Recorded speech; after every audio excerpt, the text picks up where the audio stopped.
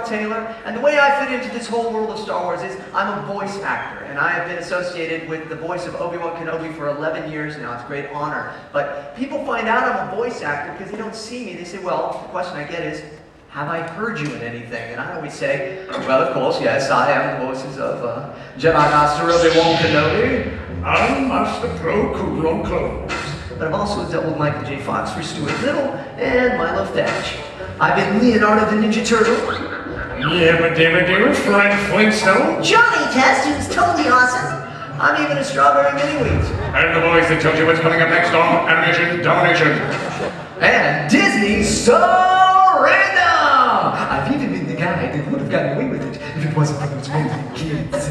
Now, in video games, I've been Ratchet from Ratchet and Clank, Tidus from Final Fantasy X, your friendly neighborhood Spider-Man, Great Scott, Young Doc Brown, Captain Jack Sparrow, Willy Wonka, Prince Charming, Gingy the Gingerbread Man, the voice of Minions, and Fallen Transformers!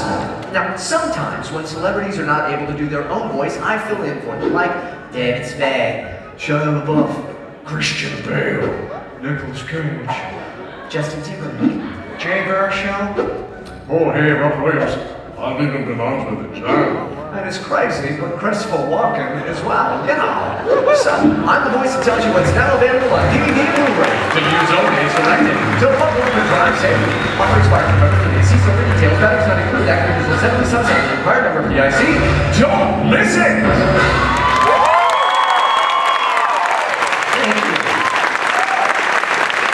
So that is the life of a voice actor, and it's actually a pretty fun and exciting life. And I have a show right here at 6:30 tonight called Obi-Wan and Beyond. I'm going to run through about 200 different voices and talk about my life as a voice actor, and I hope you will all come back and join me for it. But we have a very, very special Star Wars Weekend Stars of the Saga show. I hope you are ready for a really good one. I think probably one of the best ones ever, yeah? Not bad. This is a good start for a fantastic show. But you know, I thought, well, it's the last day of week 3 for Star Wars Weekends, and we needed to do something extra special. So I wanted to bring one of my close friends out because he's in town and he's an amazing performer, and I thought he would be my Ed McMahon here today, if you're all ready for it. Yes? So ladies and gentlemen, you know him probably from, well, the Old Republic in Star Wars world, the video game, the Old Republic. You might know him from Freaks and Geeks. You might know him from, let's see, SpongeBob SquarePants, Gargoyles, and a little movie he did called Back to the Future, where he played Biff Tannen in Back to the Future 1, 2, and 3. Ladies and gentlemen, Tom Wilson!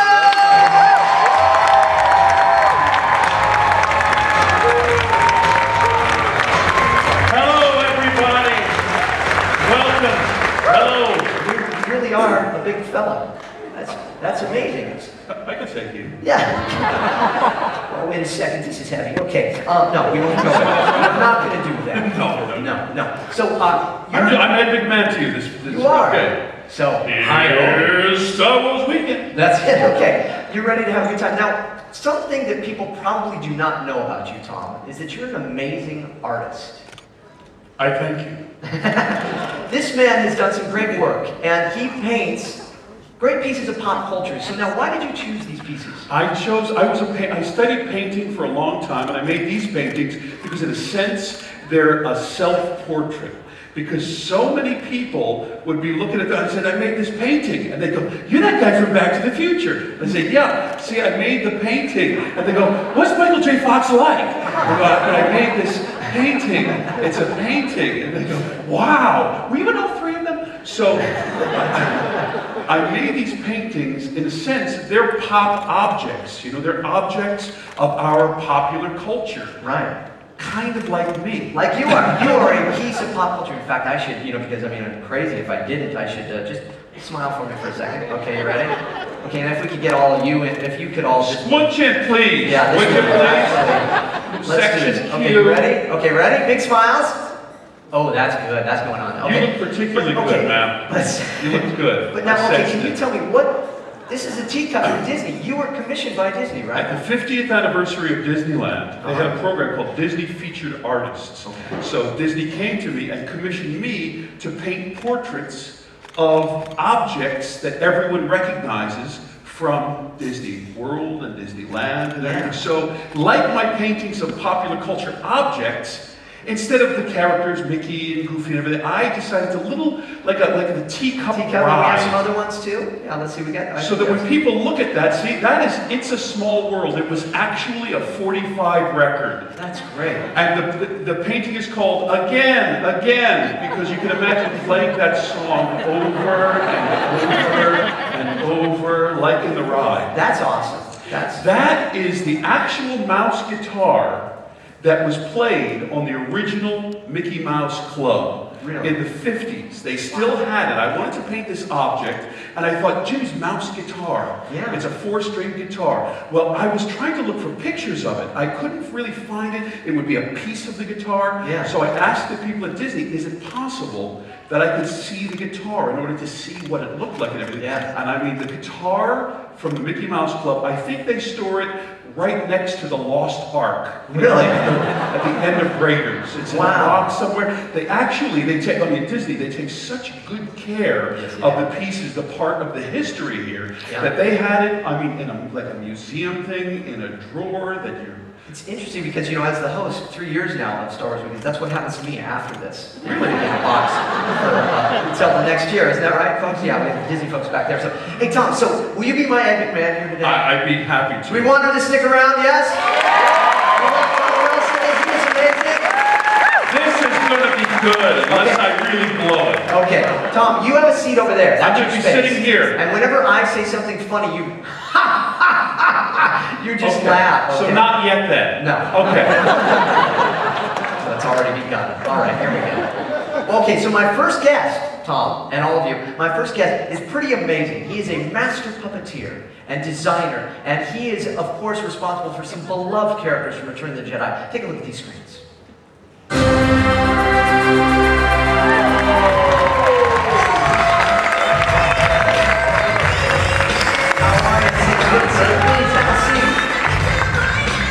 Hey, this is fun, huh? This is your third day of your time here at Star Wars Weekends, but this is your first week visiting with us. It's the first time I have ever been to Disney World. Have you had fun? Really, first time you've ever been to Disney World? Yeah. And has it been a good time? Oh, I've had a great time. Wow. And did you go on Star Tours? I did, and I'm afraid I took advantage of my position and they snapped me in the side so I didn't have to stand in the queue, so it's been great. You've been in front of me, Tim. That was my family, buddy. Hey, I'm sorry. And then Tim comes up. I'm just a man. So, okay, but now tell us about this amazing world. You are a master puppeteer, really. I mean, it's a wonderful thing, but how did that come about? Did you start as a child? I was always quite interested in designing and building things, but it didn't actually turn itself into puppetry until I was at university. Really? I started off going to university as a graphics arts major. I literally stumbled into the theater department and started acting in plays. But one day, I just happened to do a puppet show for one of our Renaissance fairs at the university, and it clicked. I could be a designer, I could be a performer, I could be a writer, and with the puppetry, I didn't need to decide what I wanted to be when I grew up. That's great. You didn't need to be in front of the camera. And you have quite an impressive resume. If we can just kind of run through some of these, for example, like the Great Muppet Caper. Anybody? Yeah? I've seen that. And one of my favorites, Muppet Christmas Carol. That's like a tradition, right? It's a tradition in homes. We watch that. And Return to Oz. TikTok. I was trying to get work. I was out of work. I was originally cast as the Cowardly Lion. Really? And while we were waiting to do the performance side, I tried to get a job in the workshop. And it was while I was doing that I ended up moving on to TikTok, and I got somebody else to do the lion. So he was my main. Well, it's an amazing character. It really is. And then we have Howard the Duck, which... I'm sorry. Howard the Duck was quite phenomenal because you were working like the animatronics and stuff, a very complex. Now, is he considered a puppet? Well, he was like Akbar. There was a full body suit. Ed was in the suit, and we had radio controlled face. And there were actually It took 5 of us in those days because we didn't have computers to make it all work together. So there were 5 of us just to operate the face form. And then there was also a close-up hand puppet version that I did Muppet style. Oh, really? It was also radio controlled as well. That's awesome. Okay, and then we have dinosaurs. Yeah. Anybody remember dinosaurs? Oh, and Labyrinth. We have Labyrinth. Never come with David Bowie fans. Yeah, that is pretty awesome stuff. I love Labyrinth, and of course we cannot forget the Dark Crystal. I love this film, and really, you know, we've talked about it before. I think it's one of those classics now. And you were saying that people didn't think it, the producers and the powers that be didn't think. The powers that, yes, the powers that be. The thing is, when you make a movie, that the producers consider it a flop if it hasn't made back the money it costs to make and gone into profit within the first 3 weeks of opening. Now, the Dark Crystal did not do that for probably more than a year. But the other films that were being made in that studio while we were doing the Dark Crystal, I can't even remember the names of, and people are still watching this movie, so I think that's a success. I think so, yeah. Okay. So now, there's one that you, I don't know if you put on your list, but we found, and that would be the Teletubbies.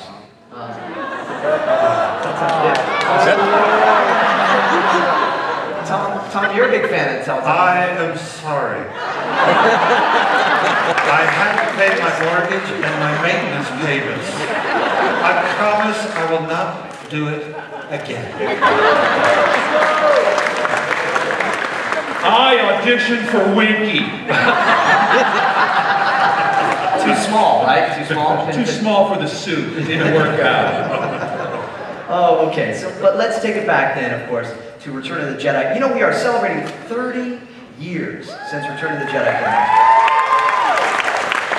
Now, the two of you were just younglings at that point. I do remember. I stood in line for 8 hours Yeah. in New York City to see Return of the Jedi. Yeah. And with young people now, with the internet and everything, and emails, the fascinating thing, and you try to tell the young people, and they really don't get it. I say, you must understand that in New York City, you know, near Times Square, the entire audience is sitting there with their popcorn and everything, and at that line, Luke, I am your father, the entire audience went, oh! Yeah. Because nobody knew. No. There wasn't Twitter or whatever for the first people who see the movie and they tell everything. Nobody knew. And that shock of, it just showed you the power that it had over that audience and how invested everyone was in the story. And the nice thing is that many folks here haven't seen that yet. Thanks, Tom, for ruining it. Because we have a lot of young people discovering Star Wars for the first time. It was my major in college, ruining surprises. But, no, that's good. That's why you're in that chair. Anyway, so... It turns out that Luke actually wasn't his son. He went to a different family reunion. It was a weird That was a thing. mistake. Yeah. So, Great Scott, they went into the... Okay, sorry. I keep dropping back into that. I'm sorry. Okay, so, but Cy Snoodles, you were responsible for Cy Snoodles, and Salacious Crumb. I love Salacious Crumb. Do we have any Salacious Crumb fans here? Come on.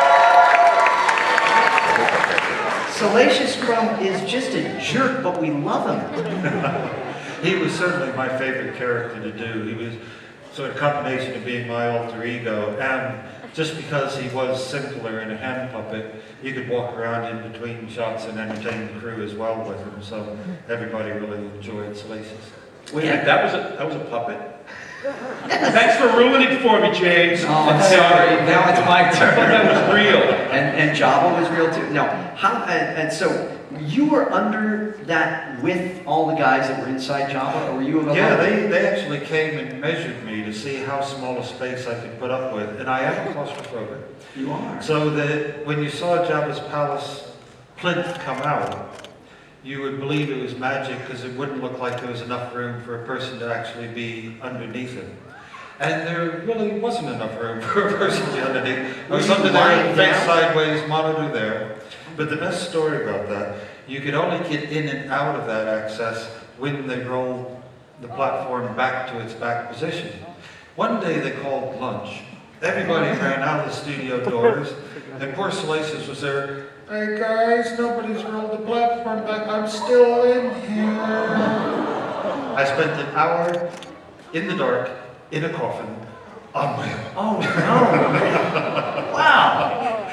Wow! And I mean that would be pretty. They traumatized me. Yes, you did. And you were so traumatized that you decided to be Admiral Akbar, right? This character, we wouldn't ever have imagined would become such a pivotal part of our memories of Star Wars and Return of the Jedi. And because of just 3 words, it's a trap, right? I mean, but he was a different type of puppet then, a different type of, because he was a little both, also like Howard the Duck then, wasn't he? Yeah. The establishing shots, it was a full bodysuit character. And fortunately, it wasn't prosthetic, so I could just very quickly pull the mask on and take the mask off. It wasn't 5 hours in makeup like some of the guys had to do. And then what you're seeing now was a close-up version of him, which once again was a Muppet-style hand-in-the-mouth hand puppet. And Mike Quinn, who also did 9 of them on the movie, he's standing behind me, and he's operating the cable controls for the eye blinks and little nostril flare, and had a little smile in the corner of his mouth. And so, okay, but when you're in the suit, that's when you're sitting in the chair that we love. Did you love the chair? Was it fun? Would you play around in this? Was it like just like an electric button and you'd hit the button and then you'd fly around? You know Akbar's chair, right? He's just... I think he wants me to tell you the story. Okay, the chair, you know, this is a futuristic spaceship and everything, but in fact, there was a scaffold pole going from the base of the chair down through the bottom of the set, 2 4x2s mounted on the bottom there, and 2 props guys standing there waiting for their cue. So that when I was looking out the window, they'd spin me around over there, and when I had to talk to the guy back there, they'd spin me back there. And my chair could also turn around on the end of the arm, and they'd use the washing machine motor for that. So I'm looking out there, I'm watching the battle, I want to say something to him, they spin back there, I say what I have to say to him, they spin me back so quickly to watch the battle that when they came to a halt, the shaft snapped off the washing machine motor, me in the chair, flew out through the window into space, off the edge of the platform, and 6 foot down onto the stage floor. Fortunately, I could only see out of my right nostril, so by the time I'd worked out what was going on, I was already laying on my back. So. That sounds like what it took to get Tom out here, actually. Yeah. But I'm controlled by radio controls by guys in the back. all right. Very good. We need a new battery out here, guys. It looks like That's it's starting normal. to go That's down. normal. It's not funny anymore! Oh, so you could only see through the nostril. That's nice. That's And I could also only breathe through the nostril as well. And so, but he was some of that puppetry, and I'm wondering if we had something for you, like these little googly eyes. Is this a pretty standard thing for learning puppetry then? It is actually. If I gave you It's some the way of that those? Jim used to teach the classes. I'll give some of these. Take some of those. Don't eat them. Okay. This is when I'm shocked. No, that was Roger Rabbit, wasn't it? Yeah. So what do we do? So you can show both of us here, and then all of you can go home and make these. So, Yes. look at that. Stand there with your hand like that. Now, even with something as simple as this, which most of the Muppets, they were just this and Jane Henson's coat underneath, that was Kermit. Really? Jim had what he called the magic triangle. It was very important to get the eye focus of the eyes. Now, because all the Muppets appeared on TV, most people at home were sitting about between 4 and 8 feet from their TV set. So we would always set the eye focus for between 4 and 8 feet. And then when you looked at the TV, they looked like they were looking at you. Now, then you use that magic triangle, and all you have to do is just tilt the head a little bit, and he looks quizzical. Or you tilt him down, he looks a bit sad. What's your problem? Don't say. Talk to people. Hey, the man is No, a he's staring. natural. What's your problem? No, stop. He's not. What are you looking at? Just look at. He's telling us about puppets. Will you please? The master puppeteer. I take my eyes off to you, sir. Knock it off. Will you stop? They're an audience here. They come. Okay. All right. Fine. You win. Back up. Yours has like psychic abilities, doesn't it? Do you have psychic abilities? Yes, I do. Yes, I do. Do I have? Wait a minute. Okay.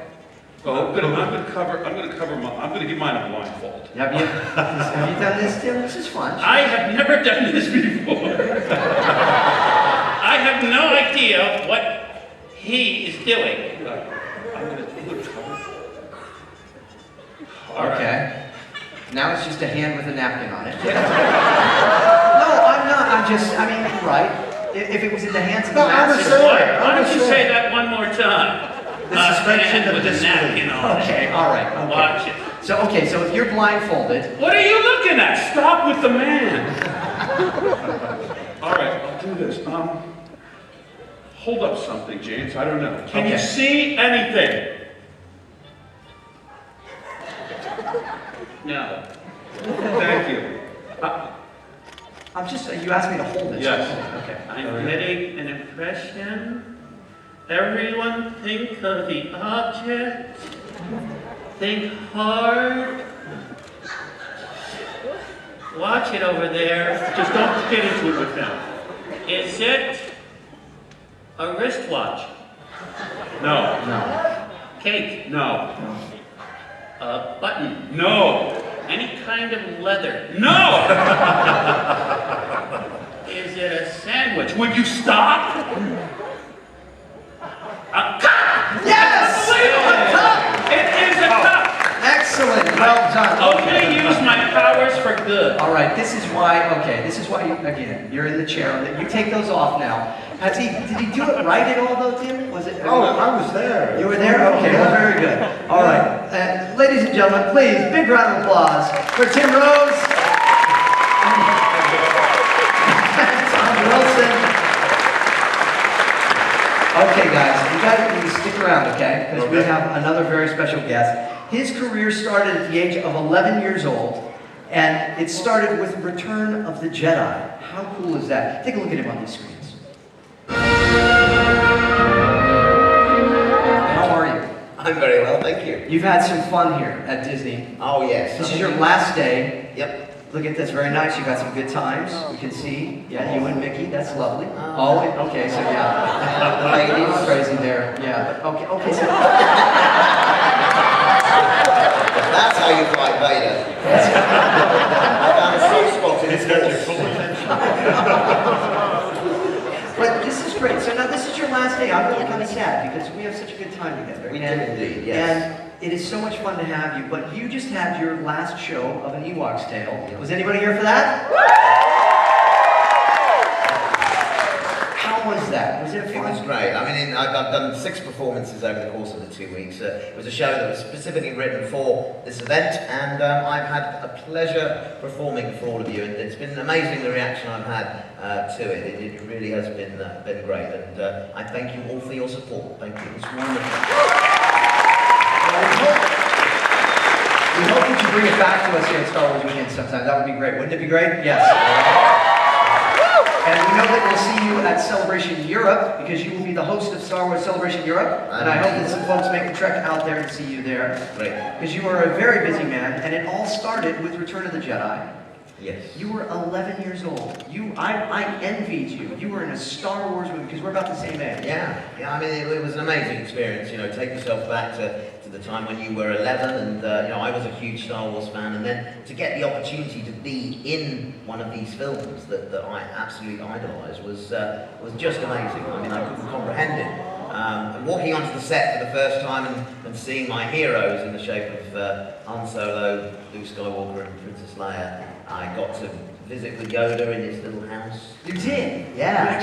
I even banged my head on the roof now. It was a tiny little place. That is a small place. I walked around the Millennium Falcon as well.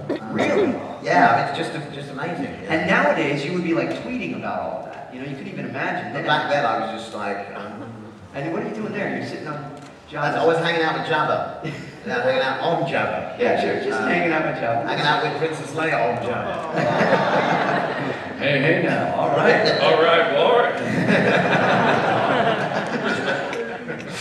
Okay. But now if I go through some images here and talk about, because after that, Return of the Jedi, it doesn't really get bigger than Star Wars, but then you actually managed to just keep going with these amazing films and great things, and fan favorites like Willow.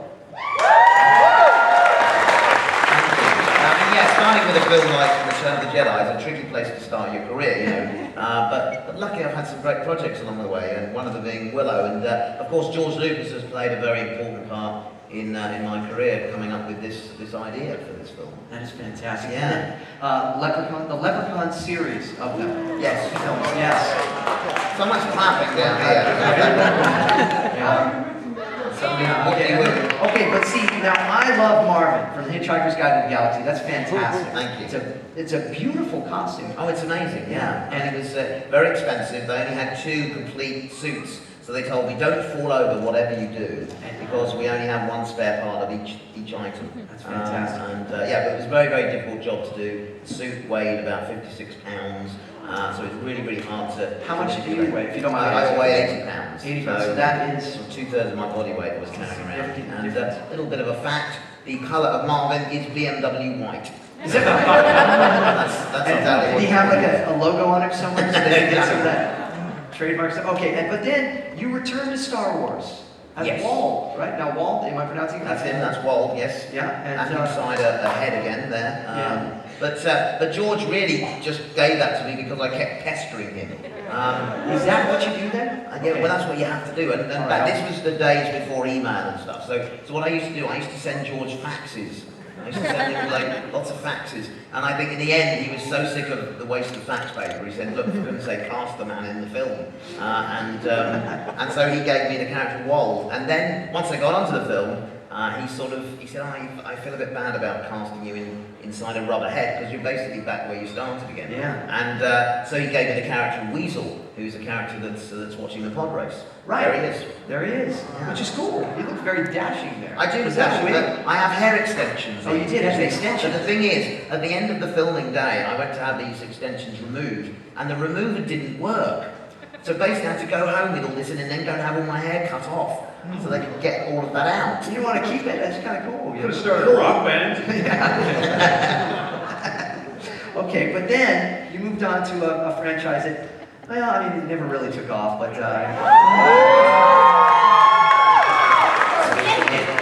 yeah, That's Professor Flitwick. Flitwick. And but you were more than Flitwick. I know, I was a bit greedy. In the first film, I played Flitwick and the Goblin Bank Teller. That's Mr. Harry Potter. Yes.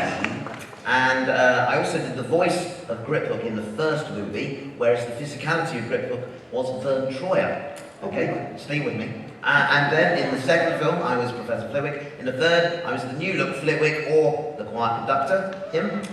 Fourth film, Professor Flitwick. Fifth, a Goblin and Professor Flitwick. And in the what is it? Well, I don't know where I'm at. But anyway, 7 and 8, I was, of course, Griphook, and I played Professor Flitwick again. There's me face to face with myself. That is awesome.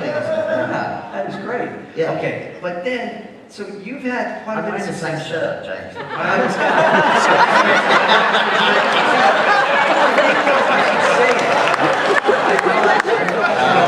that was appropriate to say. Yeah. Do you have more than one? No, it is the same shirt. It has been washed. And you have, I have it. I've been feeding you, and on Pocket Work, you have your own app. I do, yes. This is so cool. You can download, it's a free app, and then you take care of work. You do, look after me. Just watching, I think I'm watching Willow there. Yeah, you were watching Willow when I had Working out, and you have to look after me basically inside your handheld device, be it an iPhone or an Android device, and Got you right there. Yeah. and you have to get me from a Z-list celebrity up to an A-lister, and that's me in one of my audition outfits. You send him off to auditions, and he has to get dressed up accordingly. Oh, now what happened there though? Well, What's that's that? somebody's tilted the phone forwards. Oh, so like if I go Yeah, like this. and you can, because he's living in there, you're messing with his little environment. Sorry. Yeah. Okay. All right. Now, but so now you also have something called Life's Too Short. I do, yes. This is Time to click like It's a and shameless plug. a shameless plug. It's a shameless plug. We're going to plug Life's Too Short, and you have done something this weekend that is very cool. You brought with you a new clip that hasn't really been seen anywhere but Star Well, Wars. this is an exclusive clip for you guys here at Star Wars Weekends. This is from the special which airs on HBO on the 5th of July. It's an hour special featuring Mr. Val Kilmer this time. It's the first time we've been on screen together for 25 years. And it's a fantastic episode, and I've got a clip for you today in which it was the first time that I see Val, and he comes along to my office and has a little surprise for my secretary. So yeah, take a look at this. Mr. Val.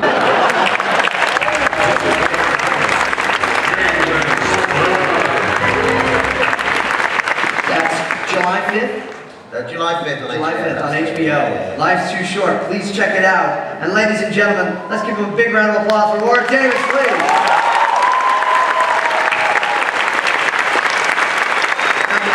Guys, this has been fun. Tom, have you had fun here? I've had a ball. Thank you very much, guys. Thanks for having me. Yeah. Have you enjoyed having Tom with us as well?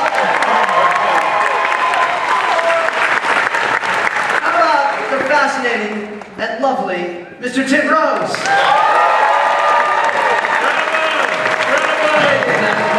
See, you've done it well. You've done it well. Okay, but okay.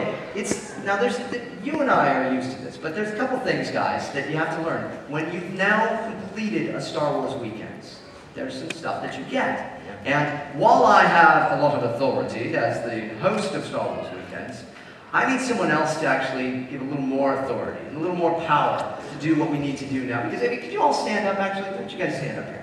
I'm up over here. I mean, I think Jedi making me.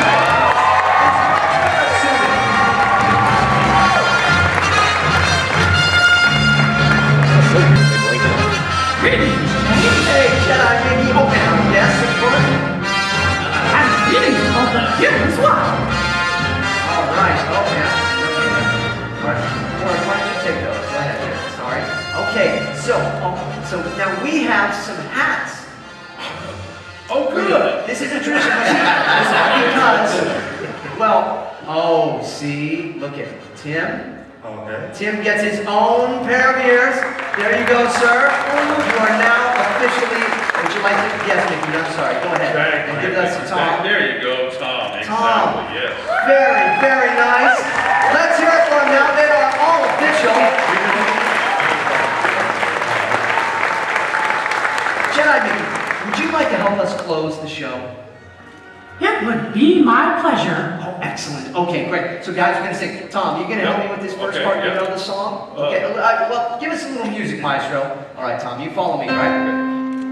Now it's time to say goodbye to all our company. M-I-C. See you real soon. K-Y. Why? Because we like you. Oh. Everybody!